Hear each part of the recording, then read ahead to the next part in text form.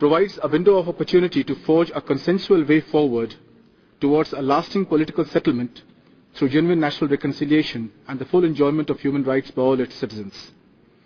We note with concern the inadequate progress by Sri Lanka in fulfilling its commitments to this Council in 2009.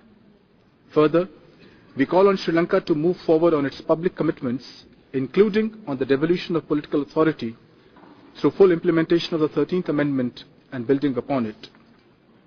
Mr. President, India has always been of the view that the end of the conflict in Sri Lanka provided a unique opportunity to pursue a lasting political settlement acceptable to all communities in Sri Lanka, including the Tamils.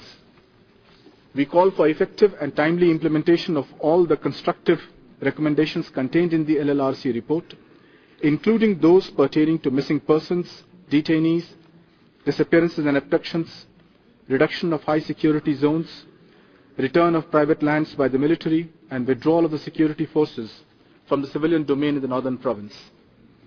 We reiterate our call for an independent and credible investigation into allegations of human rights violations and loss of civilian lives. We urge Sri Lanka to take forward measures to ensure accountability. We expect these measures to be to the satisfaction of the international community.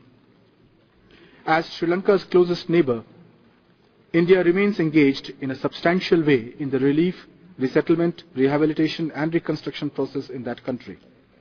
Our efforts have contributed to the resettlement of internally displaced persons and the rebuilding of infrastructure and development, especially in the northern and eastern provinces of Sri Lanka.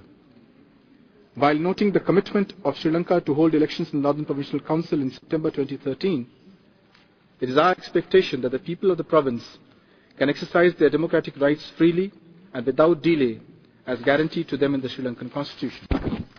Mr. President, we note the invitation extended by Sri Lanka to the UN High Commissioner for Human Rights, and we urge her to undertake the visit at an early date. We hope that the Office of the High Commissioner for Human Rights and the UN Special Procedures will continue their engagement in accordance with their mandates.